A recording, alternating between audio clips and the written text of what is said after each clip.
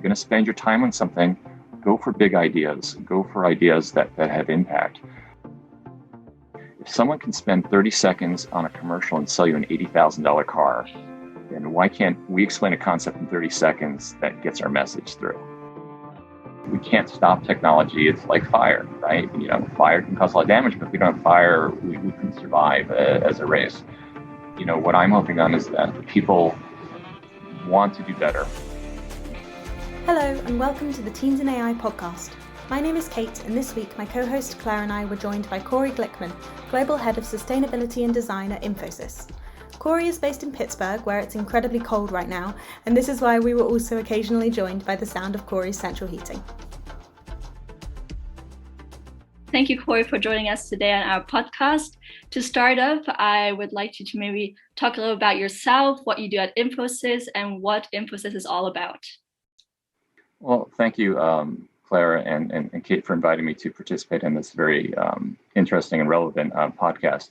So I'm Corey Glickman. I work for a company called Infosys, which is one of the world's largest technology and integration firms. We have about 250,000 employees practically in every country around the world, working for most of the major brands. We're founded and based in India, so we have very much an Asian first culture. It's very inclusive through here. And it's a super interesting company because we help many companies transform both digitally and physically. So there's a heavy sense of both physical engineering along with digital expertise, business consulting, and other components.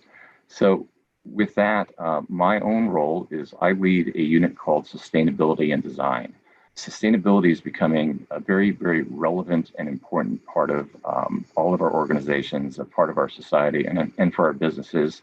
And we put together the word design with it because design is really an approach that says, how do I solve problems? And how do I have this continuous sense of taking these challenges and being able to have many kinds of systems that have to be addressed. So for us, when we talk about sustainability, for instance, it's not just the environment, the things that we think of, such as carbon footprint for water or plastic or waste. There's also social, which is the S, we call it ESG. S is around social, so it's about worker rights, gender equality, better working conditions across there. And then governance, which was, as you had heard about, things like the World Economic Forum and the UN goals of SDGs. There are many kinds of measures and organizations, but in order for this to work, there's a large part of regulatory.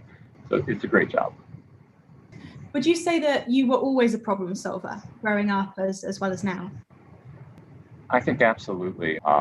Even before the beginning of a college level or university level education, I actually started out by studying physics. I was very curious about science and how things worked across there. I then, through my counselors, actually pushed me more into saying you also should look at theology, because there's also questions that should be answered and nothing ever is just pure science. There's also that philosophical side we should understand. And they both said you should also be looking at design from this idea of that how do we organize? And as we look at these things, of always being a designer and being curious, some people will call it design thinking. I think that scientists and business people and students and everybody else has this innate ability to say, how do I solve things? How do I make decisions? What gets interesting, I think at this level right now, what I do and others around me in my field is we have very complex systems to solve, right? So a lot of it could be technology and software. A lot of it could be artificial intelligence. A lot of it can be physical robots or autonomous vehicles or smart spaces and buildings. A lot of it could do with policies. We just did a large program on COVID. So all of these very complex areas, so they become systems problems, which kind of goes me back to the physicist side of things that says, I have a lot of things in motion and I have to understand how these systems interrelate. I really need to do what we call applied systems design, which says, how do I look at the architecture, the interfaces, the other modules of interface, And where do these all start to fit in or engineer together or perhaps feed off of each other? And that kind of gives us some method to the madness as we look at these problems. Yeah, we're very familiar with the design thinking process because we apply it in our hackathons to teach students how to break down a challenge. Now, for you, as you talked about, you probably face these huge, complex issues. Have you ever been in a situation where you could not solve the problem? Absolutely. Doesn't mean we've never given up on a problem. So let's maybe start with the path of looking at a problem. Okay. So at least from our perspective, as I said, there are complex systems, but there's a way of thinking through a problem set. So we also use design thinking as a common language among many different kinds of participants and players. The standard way that we think about things is that often a project will begin with a 0 to 1 approach. That says in the very beginning, there needs to be some level of invention. How do I get that creative idea of what I'm attempting to do? And there's a time box period that says, this is what I would like to have. And we would put some dimensions around it that would say the idea needs to be desirable. The other dimension we have to look at is it technically feasible, either now or in the near future, so that it's realistic? And then is it viable as a business concern? Can this survive on its own? Because ultimately that's a true measurement of will it be accepted into society. And it's very, very difficult to go from an idea to go to a scale, because there's a lot of factors that could block you. It could be, is it the right client? Is it the right team? Is the marketplace ready for something? You could be too early, you could be too late. Is the technology working? Is there a better product that's coming along the way? Is the need no longer necessary? It's a little bit of a story, but I like stories and anecdotes. I don't know how much you follow baseball, but in the United States, if you're a baseball player, there was a very famous quote. One of the greatest hitters of all time was a guy named Ted Williams back in the 1950s. He was the last person to hit 400%, which meant for every 10 times he went to bat, he had 4 hits. Nobody has ever done that since 1950, okay? And he said that this is the only profession in the world that I can be right 4 times out of 10 and be an all-star grade. So you kind of have to have that mental attitude on this work that if I get it right 3 or 4 times out of the 10, I'm really doing very, very well in most cases. So. Now, as you just picked up on sports, I would like to bring this a little more into our sports analytics point. And Kate and I are absolutely fascinated by how you use data and algorithms to determine future games. Now, could you explain a little more on how Infosys has influenced this area, both for players and for the audience, especially in tennis, as you know, you have had a huge impact in that industry as well? Oh, absolutely. So yes, we have done a lot in tennis, and it has been super fascinating. I think our journey started just about 5 years ago. We started working directly. I think the U.S. Open was the first area that we ventured into. It has since expanded into the French Open, the Australian Open, and several other formats, which I'll actually say how we've expanded beyond just tennis in a few minutes. When we started to look at this, we said, what could we do by installing technology in stadiums? First, to collect data. So we put sensors on the nets, for instance, so that you could actually tell the speed of balls going past and the things we're touching. We put sensors underneath the umpire's chair seat so that if we could recognize if somebody stood up, then that point shouldn't count if somebody wasn't paying attention. We started putting in sensors that judge humidity and wind speed and other areas in order to understand what were the environmental aspects we're going through here. Then we had a whole other level that we started recording in deep databases how every athlete performed. We got to a point where we would know if certain 2 athletes were performing on a certain level of temperature of day against a certain match set, of what the level of humidity was, and even a lot of their body statistics, how would they perform? And we actually could start to predict, would they serve it a certain way, or should a volley take place, and who was more likely to beat somebody in a certain area. And that was part of the thing, right? So those are statistics which I think we can mostly get our head around. But there was a whole 2 other aspects. Collecting that data And broadcasting that data was another aspect. So you had part of this data that was being owned by the tennis associations. And then you also had data and media that was coming from the broadcast side. And they weren't connecting. They were two separate systems, even though they were putting a joint product out together. So we actually helped not just technically merge those systems, but we brought those organizations together in a business concern to say, this is how the contracts can work between you, because that ultimately is what had to take place. Just because something is technically feasible and is a good idea, you also have to get that business allowance to take place. So we did that. The US Open, it took a couple of years of iterations to get it down right. And then we also started getting additional scaling now. So then we got the Australian Open and the French Open. And as we did that, we even became more aggressive and even larger of what we did. So what was first, mostly what was on the court, and then what was on court and broadcast. Then it became the stadiums themselves of venues of both retail aspects or the fan experience at the home or doing things through virtual reality. It then expanded to the athletes themselves, where they were using our software and our algorithms to train, to understand situations and to understand their own body performance. That then became devices such as the Whoop device, which athletes now use to monitor. It's like an Olympic-grade wearable to know exactly what's going on with their body and their performance, and now that's spread out to other sports.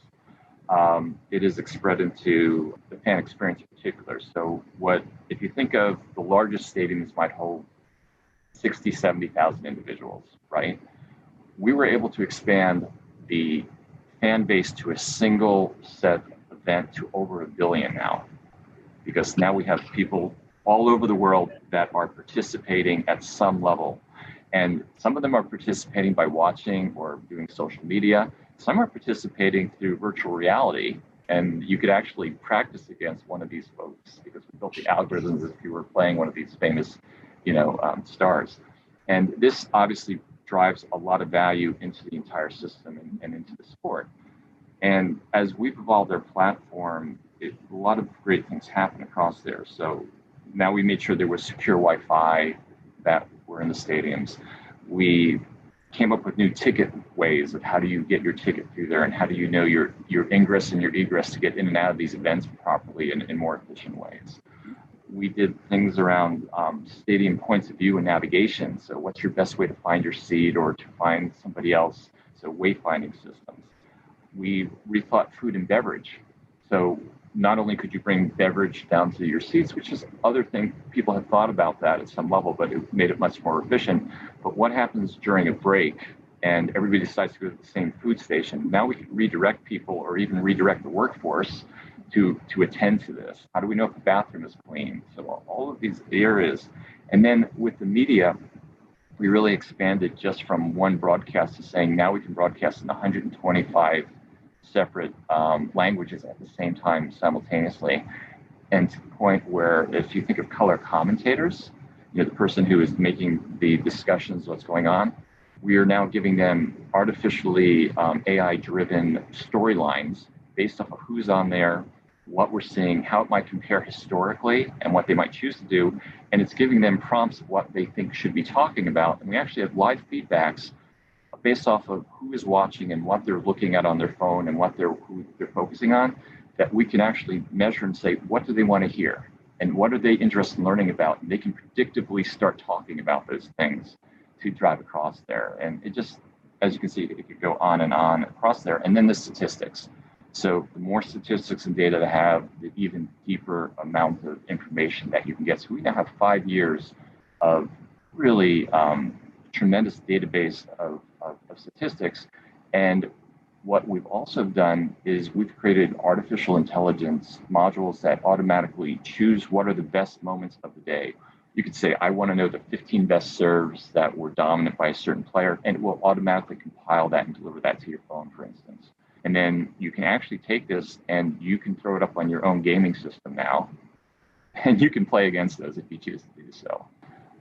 You can not only experience in the stadium, but there are rooms now set up that you can go on a gaming court that we've set up, and you can actually do this through VR. You can go into the booths and you can see this. So this all exists. And where Which is interesting about the extension of this is that we are now doing a lot in college sports. So college sports are very, very important to universities. I'm not so much sure actually globally, but in the United States, it's quite prominent because it is a very big moneymaker, and a lot of the college sports actually fund R&D through the rest of the universities. So that's why in the U.S. you always see these large famous sports leagues and teams. So we've now expanded these platforms, not just to tennis, but to baseball, football, and basketball into these large college stadiums. And the colleges are using this to actually track across there, but kind of looping it back to that sustainability discussion. We also use these not just for fan experience, but we're also saying, well, how do these facilities operate from an energy level? How do we know their signature and footprint? How do we know that they're being socially responsible from a sustainability perspective? How are they safe? Had to really deal with the whole COVID issue of repopulating these venues, which aren't fully repopulated yet, and they won't be for a while. So how do you still have the fan base? So this platform has actually allowed people to still come virtually visit and participate across there and keep the revenue streams and the interest coming across. So yeah, this is all very real right now. And I guess looking forward, hopefully, there'll be an Olympics in LA by the end of the decade.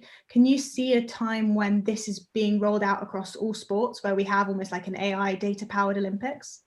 Oh, I think absolutely so. I think that major events such as the Olympics or World Games are great test cases because they have the interest for this to take place. They are the showcase. They are also the trendsetters. If the Tokyo Olympics, which right now are in question because of the pandemic right now, if more of these systems were generally used, they could be holding something, right? I don't think we figured out where the athletes would perform, and we haven't figured that out yet. But from a technology perspective of being able to still have full audience and technology, absolutely. Everything is measured now. Everything is broadcast. Everything comes together. So I think the Olympics would be a great living lab, for these kinds of areas. Now, do you think there are certain challenges to certain sports to apply sports analytics to, for example, swimming? Or do you think there's true possibility in every single sport? I think that, technically, absolutely, it's feasible for anything. So even underwater, like we know already that when someone touches a wall, we can know the speed of somebody going through. You see a clock running. It would be easy to embed sensors in the clothing and actually wearables on swimmers. So technically, there's nothing that's blocking that. I think that what would have to be understood, is there an advantage gained that's unfair? That might be the question, right? I don't know if people have thought through that just yet. And sometimes you don't find it until someone's actually found an advantage coming across there. So there's some ethics that have to be understood across there. I think as long as there's been sports, there's always been, people always try to find a way of finding an advantage. And I guess along the lines of ethics, actually, even today across more commercial team sports, just due to the wealth of the clubs, like there are huge disparities between the resources available to different teams within a league. And can you see a scenario where there'll have to be rules on different amounts of data usage within a club, or will it just be a case of who can afford it? Yeah, I think it's going to depend on sport by sport of what they think those rules are. But it is interesting. I know in the United States here, 2 years ago, there was a big discussion that so in American football, it's the most popular sport, and there's this preseason where teams practice to get ready before they go into full season. And during season, you're not allowed to actually record the other team's practices. Like you can't send a spy in and suddenly record. And one team was caught actually using drones during the practice pre-sessions of flying drones over other competitors and collecting the data on what they were doing. And if you ever have a chance to watch broadcasts, you'll actually see the coaches actually hold a clipboard in front of their face, so you can't see what they're saying. And I wonder if that's actually working or not.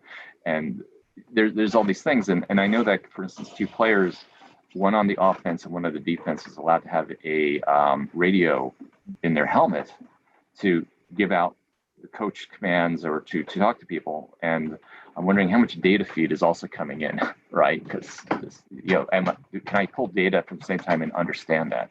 I do foresee a time in the future where why would you not have a heads-up display on a sporting helmet, just like you would if you're an aircraft pilot, to look at my scenarios? I think that there's a whole generation of individuals that accept that because of gaming. I think one of the bigger challenges that we face, even when I look at the large tennis crowd, so if I have 60,000 individuals who are live at the stadium, maybe I have another million people who are watching something on TV or some other means, and I have a billion other people that are socially interacting across there. And one of the questions that I would, say is that those billion individuals would probably rather virtually play that sport than maybe physically play that sport. And when does that become dominant and becomes more important to sponsors? There's more to be made there. There's a wider, in some ways it's great because there's a wider participation who are of interest.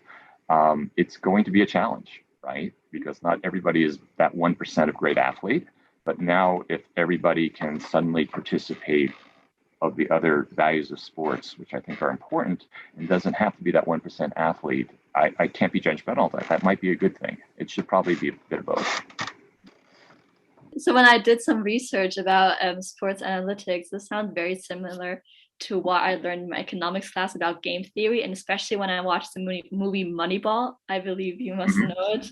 And now, is there a similarity between them, or is there a difference? Because during game theory, you base your next step of the one that your opponent made. So that happens often during chess. You have those specific strategies, but at the end of the day, your next step is dependent on the one that your opponent made. But now in sports analytics, if you already know what your opponent's going to make, then how will that function, Oh, absolutely. So, and it's a really great question. So first of all, the answer is yes, right? So we know from the tools that we've built that all of the players use our software to prepare, to say who am I playing against, what are they likely to do, how would I likely be most successfully react, and they use all these factors. So certainly at the one level, of course. Then you could start to think like chess, saying, well, if I see this move, maybe I do the opposite or something contrary just to maybe put them off that game. And I think that is interesting from a perspective of strategy. So, some people see 2 moves ahead, some people see 10 moves ahead, and maybe there's this other element that gets placed across there. What I also begin to wonder is, does that always remain a human decision on strategy, or will they be enhanced artificially through some kind of feed of data that actually does the calculations for you, and in a way that you can accept that and to go forward? And we know that is possible already. So if we take a completely different field and we look at drones, for instance, particularly military drones. Drones 10 years ago, the technology was there. You would have a drone operator. The drone operator would do 75% of the work. They would say where it would fly. They would control what's happening. They would make decisions. Now the drone makes close to 80% of the decisions without a human. Okay, so the drone can react and make a decision point, and maybe a human has a switch that says don't do this or do this instead or stand down or whatever. But the drones themselves can make 80% of the decisions based off what it's been told to do, what's right, what's wrong, or what to do in these scenarios.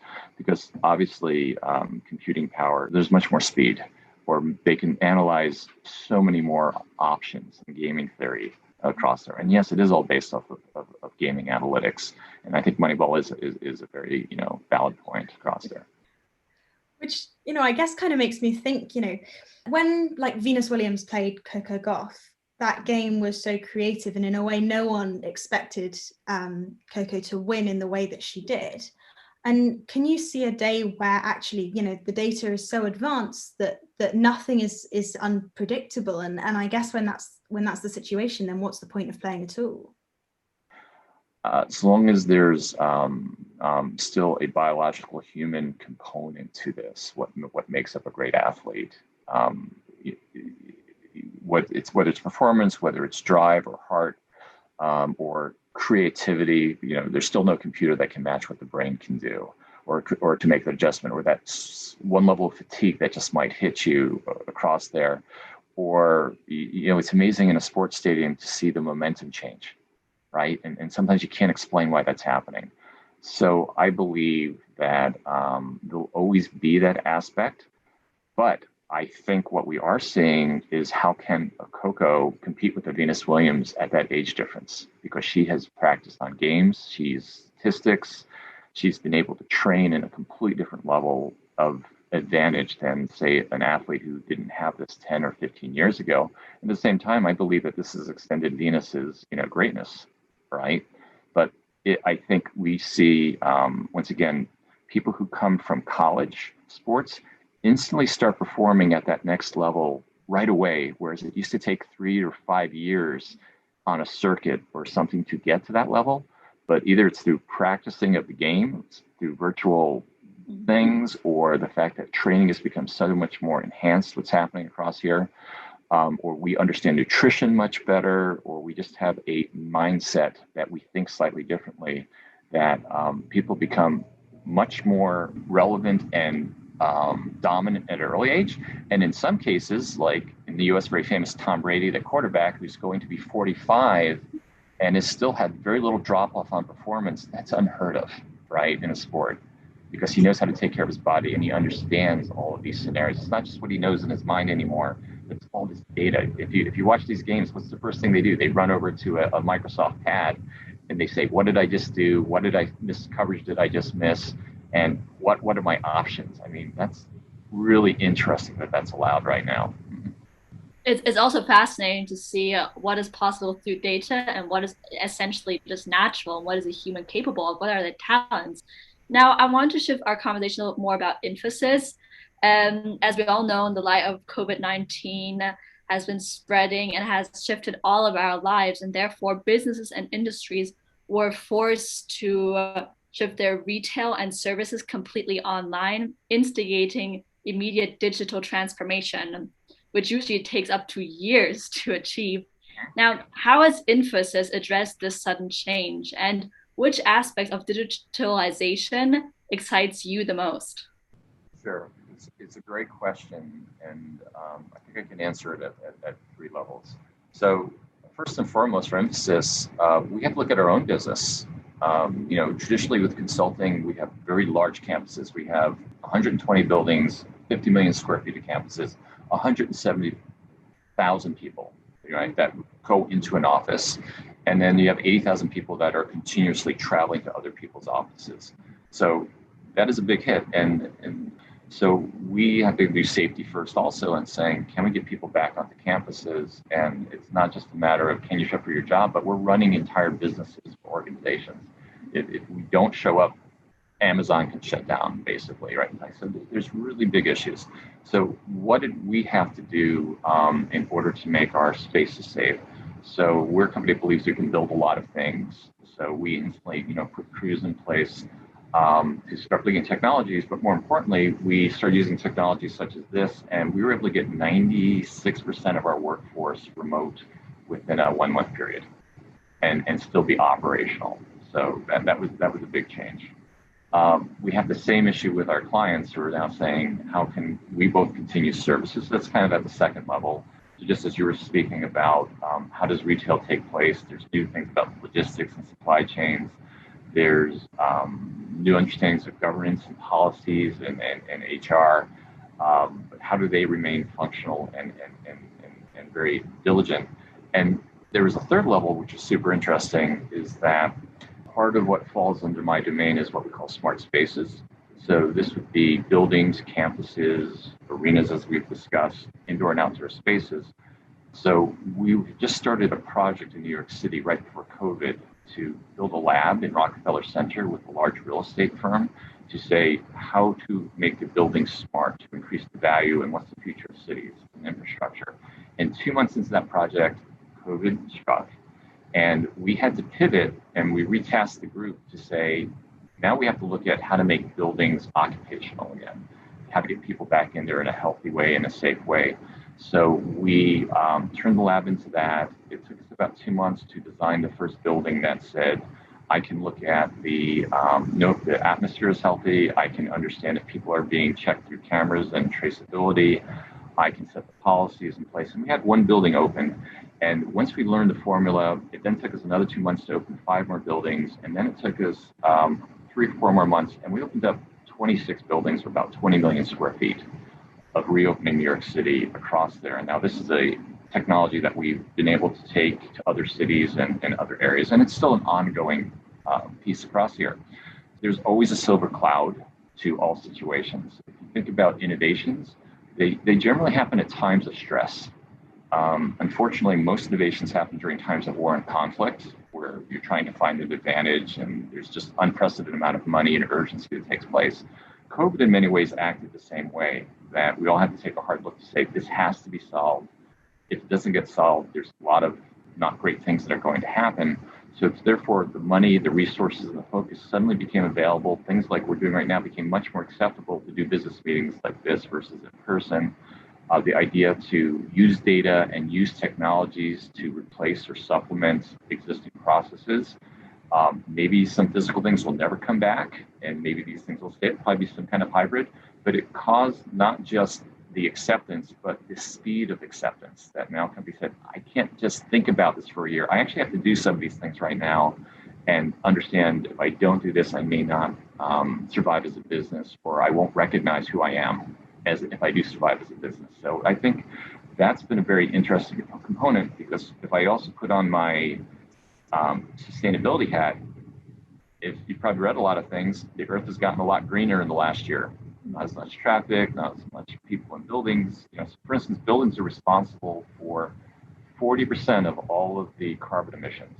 We always talk about the gas industry and chemicals. They're responsible for 5%. Occupation of buildings and the usage of buildings facilities are 40% of what causes carbon footprints.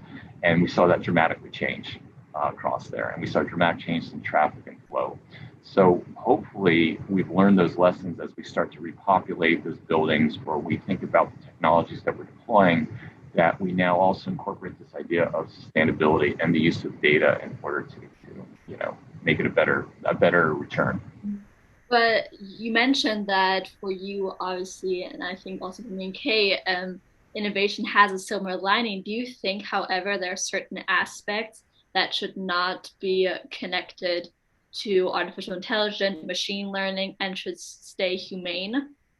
Because there are a lot of ethical questions towards it, and using personalization, for example, there are a lot of ups and downs to it. I agree with you, and I think the answer is undoubtedly yes, but I'd like to put that in context here. Mm-hmm. There's an excellent book that you should read at some time. It's called The Wright Brothers. So obviously you know who the Wright Brothers are. It was written by David McCullough. And it's amazing. It talks about the story of how they solved in 3 years what took 5,000 years, flight. For 5,000 years, people were working on it. They solved it in basically in 3 years, and then it takes a couple more decades to get where it is. But it was interesting when they first did the first flight. If you're familiar with H.G. Wells, who wrote all these fantastic stories of hope and also scary things. He actually did, they did their first flight, I think it was in 1903. In 1907, he wrote a story about New York City being firebombed by airplanes, okay? And the planes hadn't really been out yet, but he was already thinking about, is this a good thing or is this a bad thing? And what was amazing about the Wright brothers story is that they actually were the first ones to do this. And one of the two brothers survived all the way into the 1950s, which meant that he not only saw the first glider airplanes, but he saw the first propeller planes and the first jet airplanes. He saw all of World War II and the bombers, and he saw the first jet planes and the first rocketry, basically. And they asked him towards the end of his life saying, so what do you think of your invention and all the implications of this? And he said, it's technology. And how people choose to do that, that's up to society, and people will choose many things, but we can't stop technology. It's like fire, right? Fire can cause a lot of damage, but if we don't have fire, we couldn't survive as a race. What I'm hoping on is that people want to do better. If you had to choose one product, in your opinion, that you've worked on perhaps that's kind of revolutionized your industry, or your favorite product that you've worked on, what would it be? Yeah, it's a great question, because I would say that there's been maybe several. Very early on, I was into the internet. So I actually worked on the Mosaic project with Mark Andreessen. So before there was anything graphical on the web, I had the contract. And a small team of people that were making the internet before there were websites. You could even see what it was. So that was very interesting to kind of enable that. So that would be one product. I have done, fortunately, a lot of work with the Department of Defense and with the U.S. Navy in particular in counterintelligence to understand how to make things safer, both for submarines in particular, so they operate better, but also to understand threats and to project safety. So I'll always be proud of that work for many different reasons.